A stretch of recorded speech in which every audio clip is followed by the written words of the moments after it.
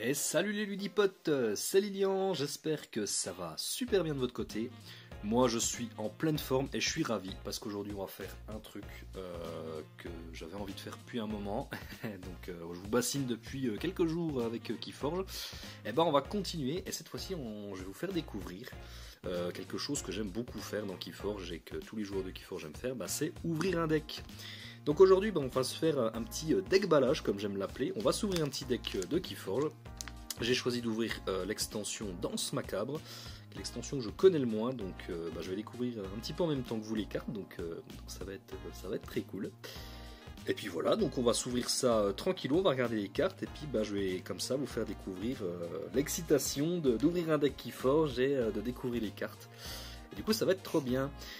Voilà, donc on va y aller sans plus attendre avec le deck ballage. C'est parti, j'ouvre ce deck, j'espère que je vais avoir des bonnes maisons. C'est le moment où je suis un peu ridicule dans la vidéo, c'est là où je vais galérer à ouvrir. Alors, par derrière ça va bien se passer. Hop, on va éviter de montrer la decklist, on va ne pas se spoiler bien sûr. Hop, tac, et voici ce qu'on va ouvrir aujourd'hui. Notre archonte s'appelle Fiona Thune de Gradol. Ok, bon, pourquoi pas. L'archonte est très, très rigolo, on dirait une espèce de dame poulpe, là, c'est avec une tête de marteau, je sais pas quoi, c'est assez marrant. Et les maisons qu'on va découvrir aujourd'hui seront les maisons Insondables, Neuf-Alliance et Indomptée. Ok, donc voilà les trois maisons que contiennent notre deck. Et sans plus attendre, on va ouvrir ça et on va découvrir tout ça. C'est une association de maisons qui peut donner des trucs assez marrants. Je pense que ça va être des trucs assez combo, on va dire. Donc on va voir. Entre l'insondable qui peut bien embêter les adversaires, les Neuf-Alliances qui permet de faire ce qu'on appelle du cheating house, de pouvoir utiliser les autres maisons quand c'est pas la maison active, et puis les indomptés qui vont rusher pas mal l'ambre. Voilà. Allez, c'est parti, on va découvrir les cartes une à une. Et on va commencer par quoi? On va commencer par les Neuf-Alliances. Avec cette carte Sauvetage récursif. Alors on voit déjà que cette carte est dotée d'un don de pioche, donc c'est une autre carte du deck qu'on va voir plus tard qui a donné ce don de pioche. Donc déjà quand on va jouer la carte, on va piocher une carte. Voilà, tout simplement. Cette carte, qu'est-ce qu'elle nous dit? Elle a un effet joué, donc on va renvoyer une carte de chaque type. Donc chaque type c'est action, artefact, créature et amélioration. De notre défausse dans notre main. Pour le reste du tour, on peut jouer une carte non de Neuf-Alliance. Ça c'est super fort. Par contre, pour que ce soit pas trop fort, on va purger Sauvetage récursif. Donc c'est-à-dire qu'on va la retirer de notre deck pour le reste de la partie. Donc ouais, vraiment une carte très très sympa. Donc on va jouer un petit peu avec les cartes qu'on a en défausse. On va les récupérer en main et en plus on va pouvoir jouer une carte non Neuf-Alliance. Donc quand je vous parlais de Cheating House, là on y est complètement. Voilà, donc très très bonne carte, c'est une carte rare. Encore heureux, parce qu'on la verrait trop souvent, ce serait peut-être un peu trop fort. Donc voilà la première carte, Sauvetage récursif. Ensuite, la Timonière Spears, une créature qui a 2 de puissance et qui a un effet après le combat, après la moisson. Défaussez n'importe quel nombre de cartes de votre main. Piochez une carte pour chaque carte défaussée de la sorte. Ok, donc ça va être une manière d'accélérer un petit peu notre deck, donc d'enlever des cartes qu'on n'a pas forcément envie de voir dans notre main. Par contre, il faut qu'elle survive parce que c'est un effet combat moisson, donc il faudra qu'elle survive un tour quand même. Et 2 de puissance, ça peut être assez simple pour l'adversaire de l'enlever, mais carte très intéressante quand même malgré tout. On a ensuite une amélioration, le Mecha Prototype. Elle nous donne un ambre, ce qui est déjà très cool, et elle nous dit que cette créature va gagner plus 6 en puissance et gagne au début de votre tour, infliger un dégât à cette créature. Donc on va donner beaucoup de puissance à la créature, mais il y a une contrepartie, c'est qu'on lui inflige un dégât au début. Bon, sur notre Timonière Spears, ça peut être très cool parce que ça va pouvoir la protéger un petit peu et on pourrait faire son effet un peu plus tard, plus facilement grâce à ça. Donc très cool. On va ensuite avoir le routeur de séance. Alors le routeur de séance est un artefact qui nous a donné des dons. Donc on a un don d'ambre et 2 dons de défausse qui ont été donnés aux cartes de notre deck. Donc ces dons on les a pas encore vus, on les verra un petit peu plus tard. Un petit peu comme la carte qu'on a vue tout à l'heure qui a reçu un don de pioche. Et ces dons là ils ont été donnés à d'autres cartes de notre deck. Et cet artefact il a un effet d'action. Si nous sommes hantés, utiliser une créature alliée non de Nova Alliance. Alors déjà, si vous êtes hanté, qu'est-ce que ça veut dire? Ça veut dire qu'on doit avoir minimum 10 cartes dans notre défausse. Si on a 10 cartes en défausse, on est considéré comme étant hanté. Et ça nous permet d'utiliser une créature alliée non Nova Alliance. Donc là, c'est typiquement une carte Nova Alliance qui nous permet d'utiliser des cartes qu'on ne pourrait pas utiliser en temps normal. Donc plutôt sympa, ce petit artefact. Carte suivante, Enchevêtreur de Karma, une amélioration qui a un don de... Enfin, qui a un nombre imprimé, pardon. Cette créature va gagner moins X en puissance. X est le nombre d'ambres sur cette créature. Ok, donc c'est plutôt... Alors là, c'est une amélioration qu'on va plutôt jouer chez l'adversaire parce que dans les règles de Keyforge, on peut très bien jouer des améliorations. Alors sur nos créatures, bien sûr, mais aussi chez l'adversaire. Donc ça, c'est plutôt quelque chose qu'on va jouer sur les créatures adverses. C'est si possible sur une créature qui a de l'ambre sur elle. Et on voit également un effet de décharge. Alors qu'est-ce qu'un effet de décharge? Eh bien cet effet de décharge, en fait, il va s'activer si jamais je décide de défausser cette carte de ma main plutôt que de la jouer. Donc c'est soit l'un, soit l'autre. Et cet effet de décharge, il nous dit quoi? Il dit que je vais déplacer un nombre d'une créature vers une autre créature. Donc c'est pas précisé allié ou ennemi. Donc je pourrais très bien prendre un nombre d'une créature alliée que je vais placer en face. Il me suffira de détruire la créature concernée pour la récupérer. Donc c'est sympa. Carte suivante, encore une amélioration. Décidément, alors les améliorations, normalement, c'est pas les cartes qu'on voit le plus souvent. Donc là, on a un deck avec beaucoup d'améliorations. Donc bon, pourquoi pas. Nous avons une pompe à protons qui a un nombre imprimé de base. Et là, on commence à avoir des dons qui ont été donnés aux cartes. Donc là, on a un don de capture et un don de défausse. Donc cette don de capture, il va permettre de capturer un nombre sur une de nos créatures. C'est-à-dire prendre un nombre de la réserve adverse et la poser sur une de nos créatures. Il faudra qu'il détruise notre créature pour la récupérer. Et le don de défausse qui nous permet de défausser une carte. Et ce qui est cool, c'est que c'est pas forcément une carte de la maison active. Donc ça permet de faire aller un petit peu plus vite notre deck.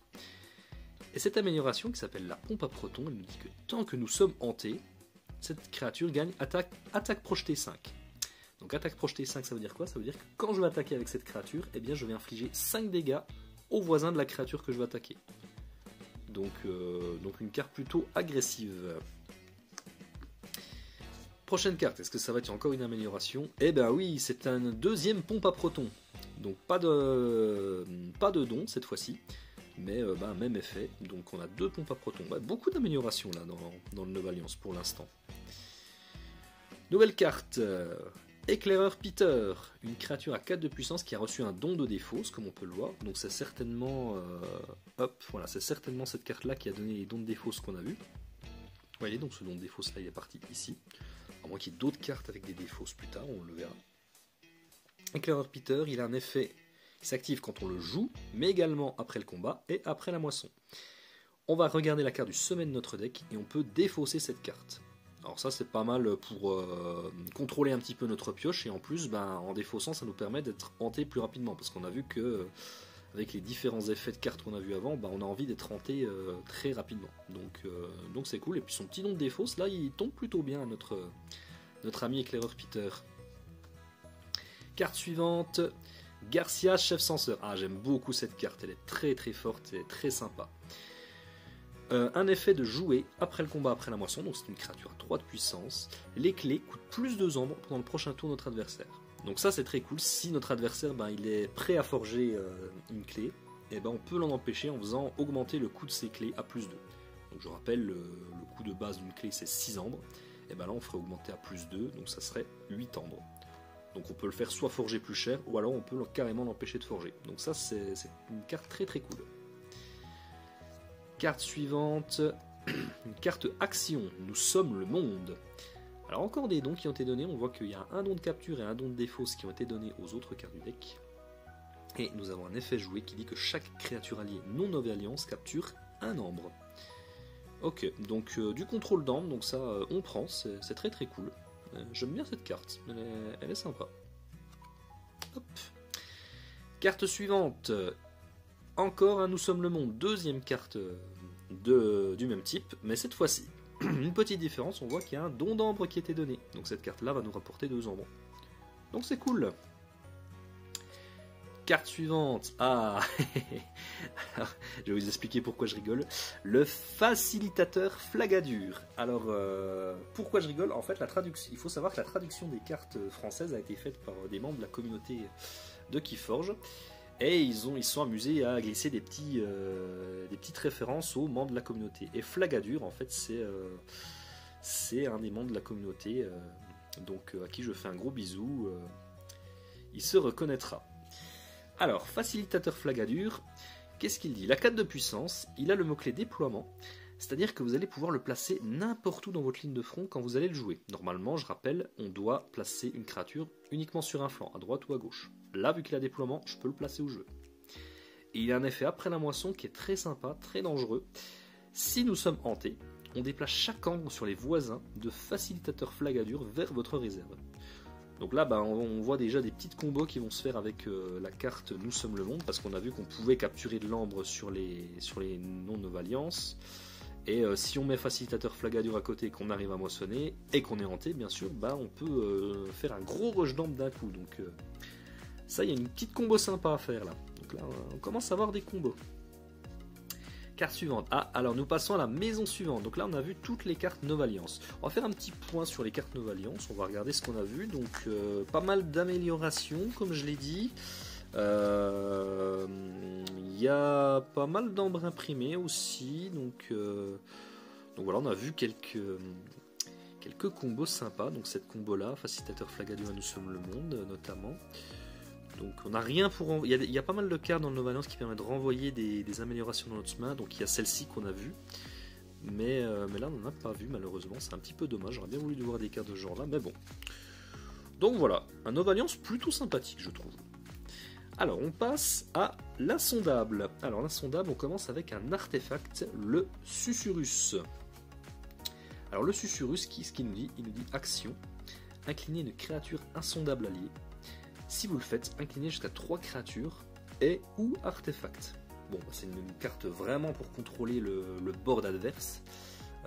La contrepartie, c'est qu'il faut incliner une créature alliée insondable, donc une créature qu'on ne pourra pas utiliser pour ce tour-ci. Mais en contrepartie, on peut bien contrôler le board en face. Donc il faut voir si dans la situation, ça vaut le coup. Prochaine carte, la chose des profondeurs, qui a reçu un don de défausse et on voit qu'elle a 30 de puissance, ce qui est énorme. Je pense que c'est la créature la plus puissante de Keyforge qu'on avait vu jusqu'à maintenant. Ouais, c'est assez fou. La chose des profondeurs ne peut être jouée tant que briser le sceau n'est pas dans votre défausse. Ok, donc briser le sceau, c'est une autre carte, j'imagine, qu'on va voir plus tard. Et après le combat, voler 2 ombres. Oh, c'est super fort. Ah, c'est une carte très très très forte, ça. 30 de puissance après le combat voler 2, ouais. Ça, excellente carte. Voilà, il y a une petite contrepartie, il faudra qu'il y ait un briser le sceau dans notre défausse. On verra de quelle carte il s'agit. Prochaine carte, dragage. Un ambre imprimé et un don de défausse qui lui a été gratifié. Effet joué pour le reste du tour, chaque créature alliée gagne. Après la moisson, remettez une carte de votre défaut sur le sommet de votre deck. Ok, donc si on a beaucoup de créatures en jeu qu'on peut moissonner, ça va nous permettre de contrôler notre prochain tour en remettant des cartes de notre défaut, ce qu'on a déjà joué auparavant, sur le dessus de notre pioche. Ça peut donner des choses intéressantes. Ça, je pense que c'est assez difficile à mettre en place malgré tout. Donc à voir en partie. Ça dépend un petit peu aussi du deck. Il faudrait qu'on ait beaucoup de créatures pour que ça marche. Hop là, prochaine carte. Un artefact, l'activateur de rêve noir. Oh, le nom est incroyable. Un ambre imprimé et action, je choisis une carte dans la défausse de mon adversaire. Et on va incliner chaque créature ennemie qui partage une maison avec cette carte. Placez cette carte sous le deck de votre adversaire. Donc un petit peu comme le Susurrus tout à l'heure, un artefact qui va permettre de contrôler un petit peu le board adverse en inclinant les créatures, donc ce qui fera que notre adversaire ne pourra pas les utiliser pendant son tour. Donc ouais, on a déjà 2 artefacts pour contrôler le board adverse et l'empêcher d'utiliser ses créatures. Prochaine carte, l'appel du vide. Un ambre imprimé, et quand on le joue, on va incliner une créature. Encore une fois, on incline les créatures. si elle était déjà inclinée, détruisez-la à la place et son contrôleur perd un nombre. Ah, un petit combo là avec les artefacts qu'on a vus. On peut incliner d'abord les créatures, et grâce à cette carte là, on pourra détruire carrément une carte et lui faire perdre de l'ombre. Donc ça peut être très cool ça. Hop. Prochaine carte, la Mélopée. Oh, elle a bien été gratifiée celle-là.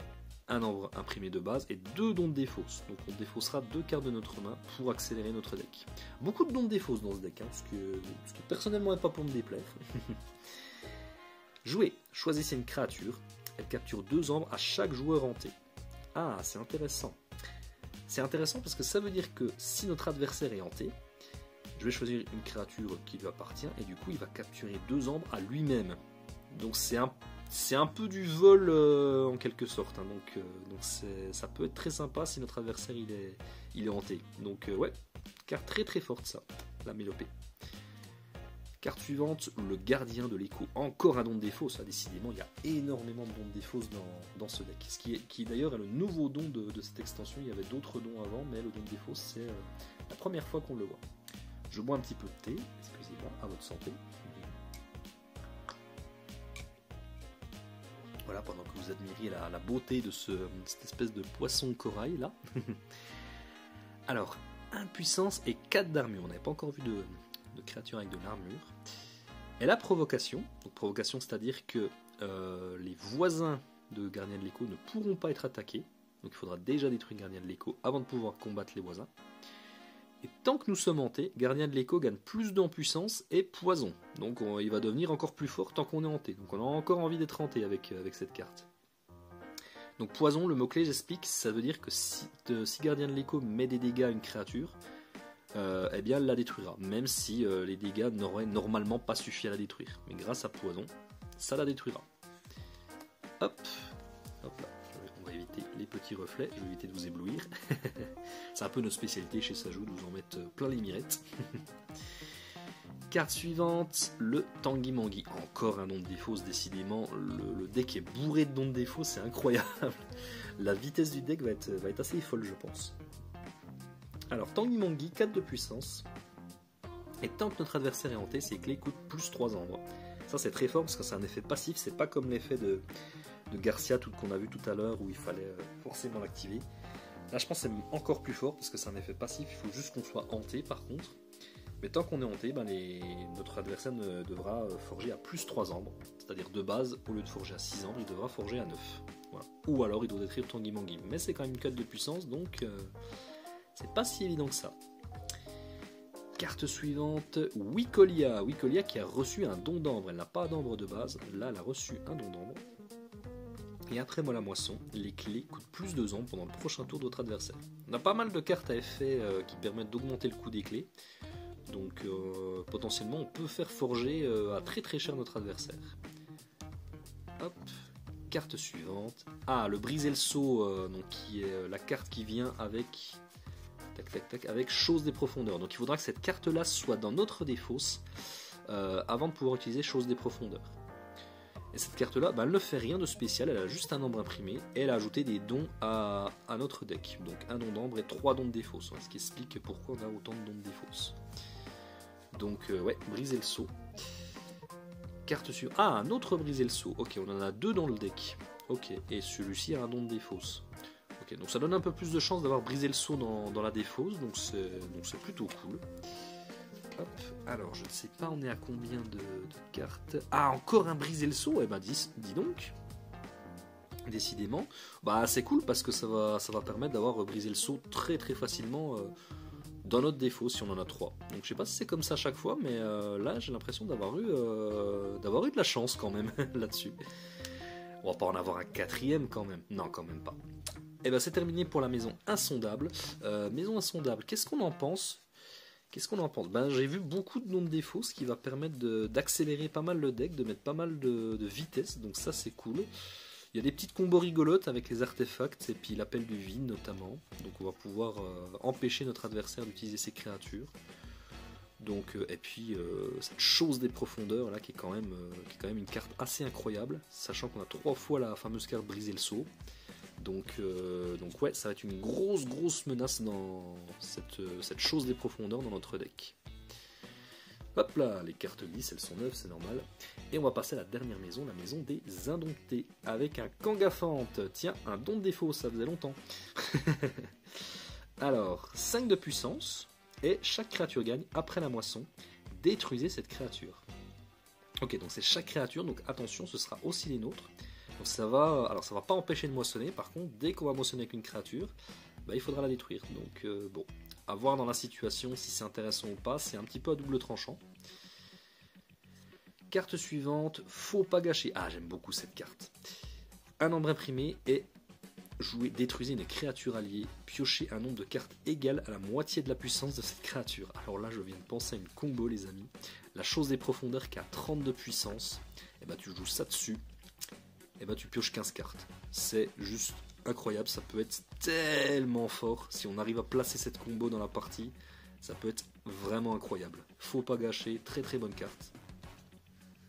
Elle était déjà très forte avant, mais effectivement, là je pense que dans ce deck-là, elle va être hyper intéressante. Carte suivante, une amélioration, la voix du porc-épic, avec un petit emblème imprimé dessus. Et cette créature gagne hasard de 3. Donc comme c'est expliqué ici, hasard de 3, ça veut dire qu'avant que cette créature ne soit attaquée, infligez 3 dégâts à l'ennemi attaquant. Ça permet de protéger un petit peu la créature concernée contre les attaques ennemies. Voilà. Carte suivante, une deuxième voix du porc-épic, ok, donc ce qui est sympa c'est que ça peut se cumuler, donc si je mets les deux améliorations sur la même créature, et ben ça fera plus hasard de 3 mais hasard de 6 en gros. Donc ouais, on peut vraiment protéger une créature contre les combats. Et elle a un nom de défausse, encore une fois, beaucoup de noms de défausse dans ce deck, vraiment. La Férosée, une petite créature à 2 de puissance qui a insaisissable. Alors insaisissable, qu'est-ce que ça veut dire? Ça veut dire que chaque tour, la première fois que cette créature est attaquée, aucun dégât n'est infligé. Donc si on veut combattre et détruire cette créature, il faut l'attaquer 2 fois en gros. Elle en a fait, après la moisson, gagner un ambre. Alors la moisson en soi, ça fait déjà gagner un ambre, mais là du coup ça fera gagner un ambre supplémentaire. Donc c'est une moisson qui fait gagner 2 ambres si on veut bien. Carte suivante, on continue. Ah, le Flumph, un petit chat avec un don d'ambre, pardon. 3 de puissance, ce Flumph il a escarmouche, ça veut dire que quand il va combattre une créature ennemie, eh bien, il ne va pas prendre de dégâts en retour, ce qui normalement n'est pas le cas, normalement on doit infliger des dégâts simultanément dans un combat. Et en plus il a un effet après le combat qui dit que je vais donner à une créature bête 2 marqueurs plus 1 en puissance. Alors je m'excuse, je vais vérifier un petit quelque chose, parce qu'il me semble bien que la chose des profondeurs c'est une bête, et si c'est le cas, ouais, c'est une bête, donc là, je pourrais encore le rendre plus fort que déjà ce qu'il n'est. Bon, je sais pas s'il en a vraiment besoin, mais ça serait rigolo. Ça serait très rigolo. Hop, carte suivante, la sorcière chasseresse. Très, très joli jeu de mots. Cette sorcière chasseresse, elle nous dit qu'après avoir joué une créature, si on est hanté, on gagne un ambre. Ça c'est une carte typiquement typique, hein, très, ça se dit complètement, hein, c'est très français, rassurez-vous. donc de la maison indomptée, c'est typique de la maison indomptée, le fait de gagner de l'ambre rapidement. Donc très bonne carte ça je pense. Averse revigorante, des dons de défaut, en veux-tu en voilà, ça manquait. Cette carte a donné un don de pioche et un don de défaut. Donc le don de pioche qu'on a vu au début de la partie, au début de l'ouverture de ce deck, ben je pense que ça vient de cette carte là, Averse revigorante. Et quand on joue, on choisit une maison et on va mélanger chaque carte de cette maison, de notre défausse, dans notre deck. Ah ouais, ça peut faire des choses un petit peu idiotes cette carte là. Ça peut être très très beau. J'ai l'impression que ce deck a l'air quand même assez fort, hein. On va pas se mentir. La clé en suspension. Si nous sommes hantés, on va forger une clé au coût actuel et on mélange notre défausse dans notre deck. Donc ça c'est une carte qu'on appelle une Kishit dans le jargon des vrais de vrais. Ça va nous permettre en fait de forger une clé en dehors de notre étape de forge de clé. Je le rappelle, normalement vous devez forger une clé au début de votre tour si vous le pouvez. Là ça permet de le faire en dehors de cette phase de forge. Donc la condition c'est d'être hanté. Donc on a vraiment envie d'être hanté dans ce deck et ça tombe bien parce qu'on a plein de noms de défauts pour y parvenir facilement. Cycle de vie, un nombre imprimé et une capture en don. Et chaque joueur hanté va gagner 2 ambres. Ok, donc ça peut être à double tranchant si notre adversaire est hanté, mais ça nous permet d'avancer très rapidement en nombre. Nouvelle carte, un deuxième cycle de vie. Alors là, celui-là, il donnait déjà pas assez d'ambre, il a encore eu un don d'ambre en plus. Donc ouais, là on a deux cartes qui peuvent vraiment nous générer beaucoup d'ambre d'un coup. Et la dernière carte du deck, oh mais regardez-moi ça si c'est pas beau. Alors là les amis, je suis très content de vous montrer ça dans cette vidéo, c'est incroyable. Là je viens d'ouvrir une carte qui s'appelle un revenant. Alors les revenants en fait c'est des cartes c'est des créatures qui viennent d'anciennes extensions qui ont été revisitées et qui peuvent apparaître dans n'importe quelle maison. Alors là on est sur une créature qui est normalement de la maison Saurus, donc une maison qui est présente chez Mistral Marchand, vous pouvez tomber sur cette maison. Et on est sur le Cincinnatus Resurrexit, donc la carte de base s'appelle Cincinnatus Rex. Alors qu'est-ce qu'elle fait? Elle a 6 de puissance et 4 d'armure, c'est plutôt fort. Cincinnatus Resurrexit gagne plus 1 en puissance pour chaque ambre sur lui. Ok. Joué après le combat, on capture 2 ambres et on exalte Cincinnatus Resurrexit. Ok, donc rien que son effet, ça va lui permettre de mettre 3 ambres dessus, donc il va déjà gagner plus 3 en puissance rien qu'en le jouant. Et si ça suffisait pas, détruite. Si vous êtes hanté, on archive Cincinnatus Resurrexit, donc on pourrait le rejouer si on est hanté. J'aime beaucoup l'effet de la carte, donc ça c'est vraiment joli. Donc ça c'est une petite rareté que là je viens d'avoir la chance d'ouvrir, donc c'est trop cool. Ça c'est voilà, c'est ça, c'est exactement ça. C'est pour ça que j'aime Keyforge. C'est pour ce genre de moment, c'est pour ce genre d'ouverture et de petites raretés qu'on va ouvrir. Enfin moi j'adore. Et donc c'était la dernière carte. Et ben on finit en beauté les amis. Moi j'ai très envie de jouer ce deck. J'ai l'impression qu'il a l'air très très fort. Il a l'air vraiment très très fort. Donc Fiona Thune de Gradle. Donc à tester. Donc petit bilan sur cet indompté. Donc la petite surprise quand même, le revenant, que je vous souhaite d'ouvrir dans vos decks également. Les 2 cycles de vie, ça va nous permettre de faire énormément d'ambre. En plus on pourrait forger directement de clé derrière avec la clé en suspension. Ça c'est très très cool. On pourrait recommencer avec l'inverse, pourquoi pas. Donc ouais, un indompté qui fait ce qu'on attend d'un indompté, hein. Il fait de l'ambre, voilà, quelques créatures, très sympa. Donc vous voyez, il y a vraiment des belles choses, ça contrôle un petit peu l'ambre. Ça, ouais, il y a ça aussi, la chose des profondeurs, ça c'est assez incroyable. On a vraiment des cartes très sympas. Le petit point faible de ce deck, j'ai l'impression, je vois pas énormément de cartes qui permettent de gérer le board. Alors ça va être un petit problème quand même. Moi j'aime bien avoir dans mes decks des cartes qui permettent de détruire des créatures adverses s'il y a un gros board qui s'installe. Et là j'en ai pas vu énormément, donc ça va être le point faible du deck je pense. Après c'est un peu compensé quand même par on a quand même des grosses créatures.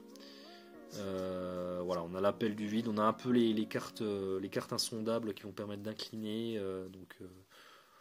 Donc il y a un peu l'insondable qui va permettre de le faire, mais voilà, globalement c'est assez léger en termes de contrôle de board. Donc voilà, ça sera à prendre en compte. Donc peut-être qu'à certains moments, au lieu de moissonner, il faudra que je pense bien attaquer, qui est quelque chose que personnellement j'ai un peu du mal de faire. Donc il va falloir que je sorte de ma zone de confort. Voilà.